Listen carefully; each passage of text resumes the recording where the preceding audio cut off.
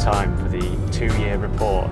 I've had this Vauxhall Astra 7th generation, or Vauxhall Astra K, for just coming up to 2 years now. During those 2 years, it's been my daily driver, and I've covered currently 17,763 miles in it, which, if you plot a route from Manchester in the UK to Vladivostok, and the eastern tip of Russia, you would be able to drive all the way there and then all the way back and have a couple of thousand miles left. So hopefully I know what I'm talking about with this car.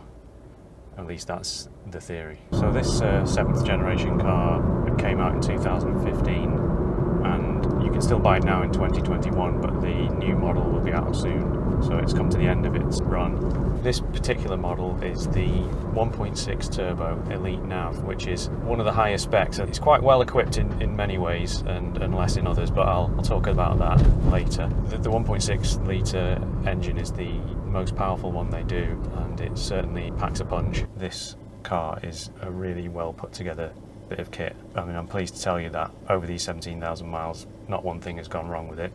Now, you might think, well, new cars, you wouldn't expect anything to go wrong with it, but I mean, sadly, that's not always the case. Things do. Now, with this one, nothing's gone wrong, and not only that, but there are no creaks or rattles. It's definitely a dependable and well put together car, and that really shows through everywhere you look in it, really. The interior materials are all high quality feeling and to look at. I mean, the interior is probably the nicest part of this car, really. It just looks fantastic.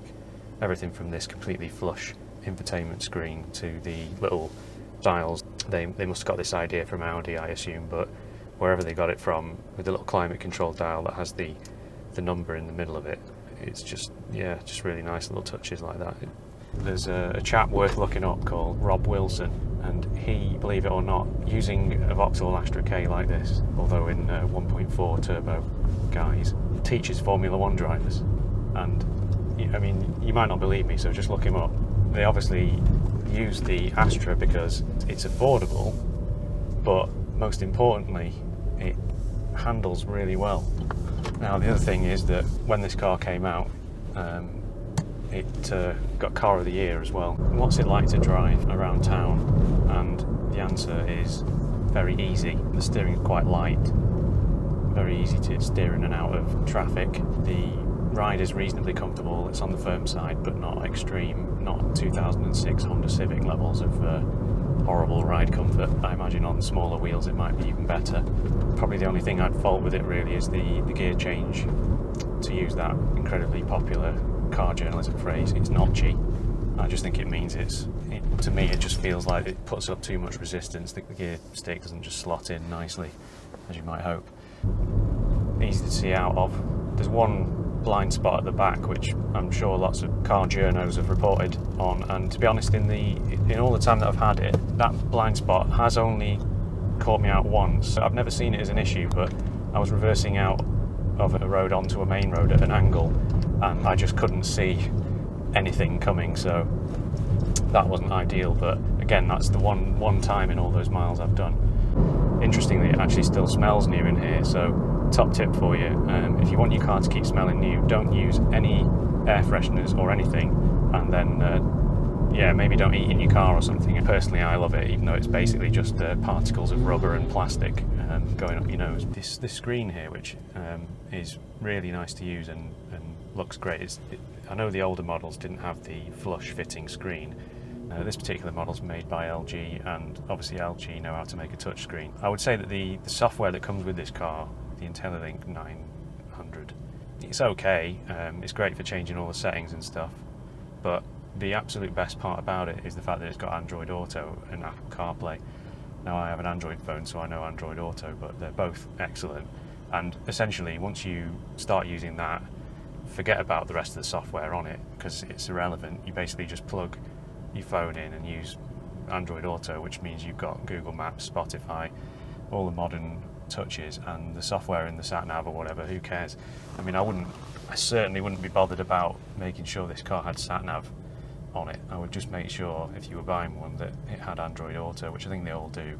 Android Auto, Apple CarPlay. You've got Google Maps, which is just infinitely better than any car manufacturers' attempts, because obviously Google, it's what they do, it's what they know. Little about practicality with this car. It's excellent. They utilise the space well within it. Like, the boot's decent size, the rear seats split fold 60-40, but also with a ski hatch, so it's more like 40-20-40 or something like that. Everything in the cabin is well thought out in terms of storage space. You've got these cup holders and yeah, everything you really need. The winter comfort in terms of heating and stuff is amazing, because you've got heated seats, as you might expect in the front, heated leather seats, and then you've got heated seats in the back, which is like luxury car kind of equipment, and then you've got a heated steering wheel as well. So in the winter this is absolutely brilliant. But then it's lacking things like a parking camera and keyless go, which you might come to expect now in a high-spec new car. It's quite a friendly car actually, because when I first got it, it confused me, because coming up to winter and the heated seat would be on, and I was thinking, well, I didn't turn that on, that's a bit weird, is it some electrical fault or something? It wasn't until I was looking through the settings and I found that the car can just basically detect whether you need it or not. It's like, oh, have you got a cold bum, sir? No worries, I've just popped the heated seats on for you. I've set it to maximum, but after a short while I'll lower it, and you'll be feeling nice and toasty. So the other sort of levels of equipment in this car, you've got your auto lights, auto wipers. The auto wipers work all right, but they're actually not as good as my older Mercedes. The auto lights work fine. But weirdly, you can't actually turn them off. So if the car wants its lights on, the lights are on. That's what's happening. At least the off position just is auto. Weird. Auto dim rear view mirror, but again, a strange one with that, because you actually can't manually do it. So basically, the car decides whether you're going to get blinded or not, and if it thinks it's okay and you don't, then tough, you've got full beams blasting back into your eyes. The cruise control is brilliant. You can basically just control the speed of the car with your left thumb, turn it on, and then up and down on the steering wheel, easy peasy. Simpler than the stalk method that some cars use. I don't drive like an idiot, but I do sometimes use the power, and over the 17,000 miles it's averaged 40 mpg, pretty much bob on. The trip computer says 41, but it's marking its own homework, so to speak, and I make sure I am one of those sad people that logs every fuel fill up. I mean, I'll overlay the Fuelio app details now, and you'll see that I've been getting just over 40, which is just massively impressive, really. My other car, the Mercedes CLK, is both slower and thirstier, but it's also an automatic and it's heavy. So if you're buying a 1.4 or a 1 litre, the fuel economy is just going to be better. And you know, I can imagine you need to get 50 mpg out of one of those, and then you've got the diesels, which would be even better still. So yeah, you can't go wrong with any of the engines. If you're happy with 40 mpg, then just get yourself a 1.6, because why not? It gives you the power to go with the dynamics of the chassis and so on. A little bit about the performance, and obviously this is going to depend on what engine you have, but I only know the 1.6, and it has 200 horsepower. Basically I think it's from 1500 RPM you've got max torque, which is just excellent. Even from like maybe 1250, basically, unless it's idling, if you put your foot down, no matter what gear you're in, this car just launches, and it's really quite impressive how well it does that. So you feel like you can overtake in a very safe manner, because you always have the power there. But essentially, if you're joining a motorway and you're doing 30 miles an hour, coming off a certain service station onto a slip road, you're in 4th gear.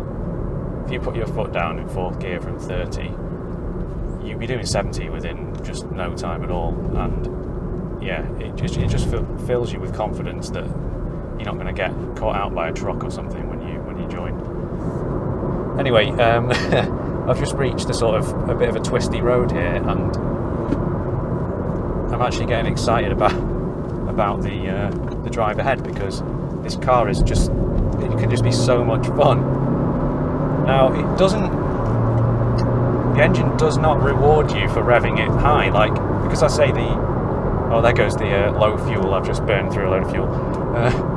Yeah, so the torque is low down, and literally from 1250 RPM, you get almost all the performance. So you don't feel like there's any need really to rev it out. You can put your foot down in any gear and it'll accelerate. What am I now, 5th, and I'm going uphill, and it just, yeah, that's fine, off we go. Yeah, it's just so easy to use the performance, and you don't need to go really above 4,000 RPM. There's not really much point. You might as well just change up and ride that wave of torque. I'm not exactly sure how the smaller engines will feel, but I imagine to a lesser extent they'll be similar, just with less performance. I can see why Rob Wilson likes driving this car with his F1 drivers.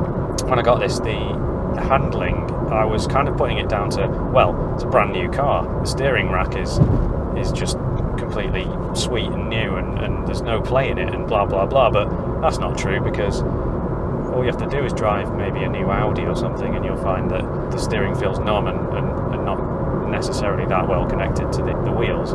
So this car, when you get to sort of like sweeping corner about 50 miles an hour and you turn in and you just feel the car's nose just track with exactly what you're doing, and I know I said these seats are uncomfortable, but they do a pretty good job of holding you in. It's really fun, and this car doesn't really have any rights to be so well sorted, because, well, I mean, it's just a hatchback. It's going to be interesting to see in the future when these cars get really cheap. I mean, they're not expensive now. You can pick one of these 2019 Elites up probably for 12-13 grand or something like that. And the hilarious thing is that Vauxhall had this down as a £24,000 car, and now I don't for a second believe that it was really worth that, because, I mean, nobody even buys cars outright anyway. But it's funny to think that they were selling it as a 24 grand car. You can now pick them up for half that in 2 years later, and what a steal that would be, I would say.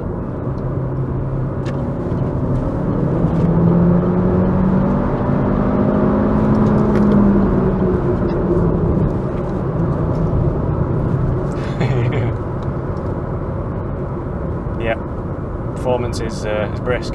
The range of this car, now obviously this is getting 40 mpg. I drove from London to Preston, and it was a bit squeaky bum time, as Alex Ferguson would say, when I got to Preston, because the fuel needle was showing completely empty, completely flat. Obviously the fuel light had been on a while, but I didn't want to fill up. I didn't want to fill up at one of those ridiculously expensive petrol stations, so I got all the way back, and I think the computer was saying I had about 30 miles range left. The fuel tank's kind of not massive, but I mean, it's just probably wouldn't expect it to be with a car this size. One small complaint I have is that I think they've probably just scrimped on a bit of sound deadening, because I think you do get quite a lot of road noise once you get to sort of 40-50 plus miles an hour, and then when you're in the motorway it's not the quietest cruiser. And the other thing that I really need to mention that I've found over these 2 years, for me, the seats are just too hard. It's a real shame, because they've got this car so right, and I think basically because of the seats, I'm finding that after an hour's driving that my back hurts, and I've not really had that in any other car. The leather in the seats is nice quality, but they're just too hard. They're just too damn hard, the seats. Like, how difficult would it have been for them to put some cushioning in? I would just implore anybody who's thinking of buying one of these just to see if you can get a longer drive in it and see how you feel about those seats, or at least when you sit in them, just try and picture how you'll feel after a long journey sat on them. Just thought of another minor irritation with this car. I need to just use the screen wash, and that's all good. The screen wash is fine, as you might hope. It doesn't have a warning. It doesn't tell you when it's run out. And like, I had a 1986 Nissan Bluebird, and that used to tell me when the screen wash was running out. In this car, it doesn't tell you, it just runs out, and then you can't wash your screen. And it does seem to have quite a small capacity as well. So it's just something I was thinking about, actually. I'm saying can be quite loud. The tyres that came with this car are Bridgestone Turanza T001, and they're good tyres. They grip well. If I was to be looking for some new tyres for this car, I think I'd try and find some with a lower decibel rating, because I reckon that might be part of why this car seems quite loud at higher speeds. Now, if you want performance, then obviously fine, but most people with one of these cars wants a bit of quietness.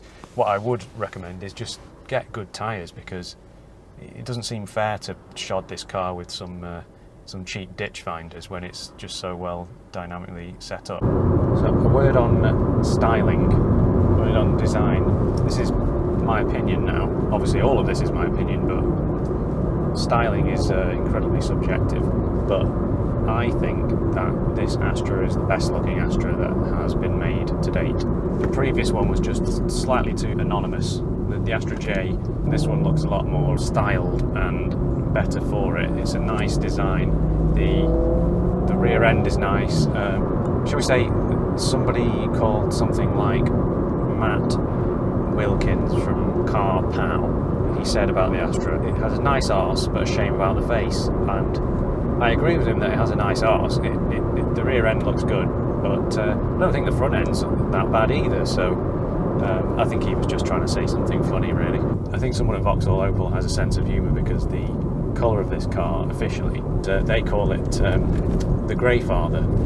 Well, the Grey Father / Asteroid Grey. They can't make their mind up what colour it is. But it amused me. I mean, at least they've got a sense of humour.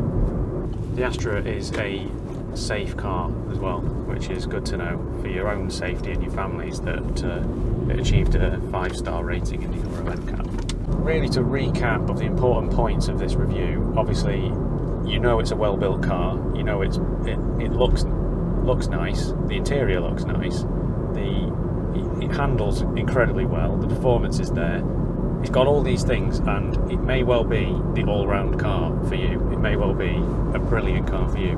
But I would just implore that you try out one and see what you think about the comfort, because it's just a shame that those seats are so hard.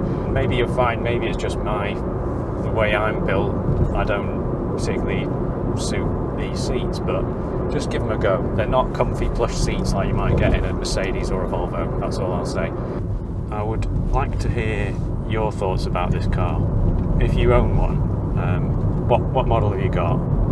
Do you like it? I'd love to know what you think about yours. And if you've not got an Astra, then hopefully you've learned something about the car. If you have, please obviously press that like button. It really does help. And I'd love to know if you do go ahead and buy one. It'd be great to know as well. So comment below. And yeah, just thank you very much for watching. If you've got this far to the end, that's massively appreciated.